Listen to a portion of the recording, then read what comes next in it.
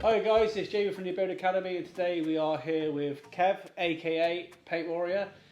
He's done an online course with us, and he's also done our UPVC spraying course. But what did you feel with the online course? How did you find it? I thought it was very sort of educational, something that I definitely needed to do because I thought I knew enough about these machines, and clearly I didn't. I've run into a few problems with the machine since, and I've managed to go back and look through the course and find out, you know, the information that you explained and sourced the problem and managed to fix it myself. So with the online course then, did you feel like you could learn enough from it being online? Because obviously there's some people out there say you can't learn online, but was it enough information on that online course for you to go back and watch to really sink in well enough for you to go out and do the job? Yeah, definitely. I mean, I had a little bit of knowledge with spraying, you know, working alongside people, but it definitely gives me more confidence to go and do it on my own. So when you watched the method, the way I sprayed a room and how I prepped everything, was it something different to the way you were doing it? Oh yeah, mate, do you know what? It's completely different. I was definitely doing it backwards, and I was spending too much time.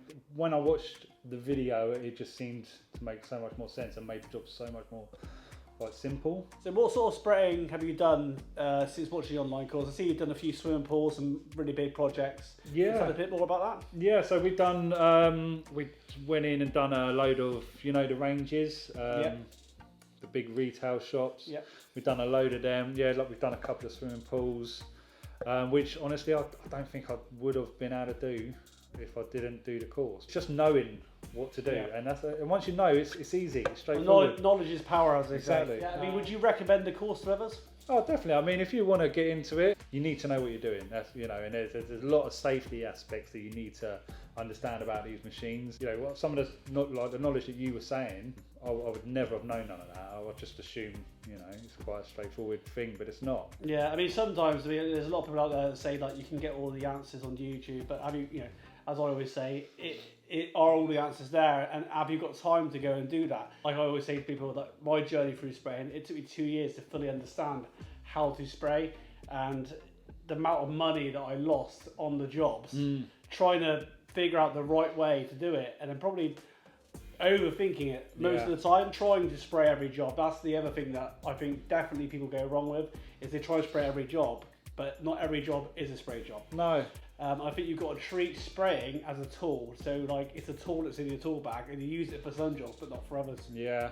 Yeah, I mean, and like, I don't think I'll ever put like the brush and roller down, but the spraying definitely comes in handy. You'll never get rid of the brush and roller. No. But even like little things like knowing what tip to use, that like I was going wrong for ages.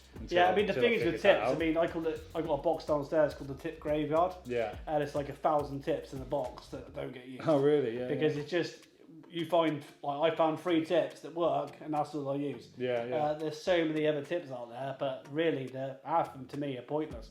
And again, it's just overcomplicating the job.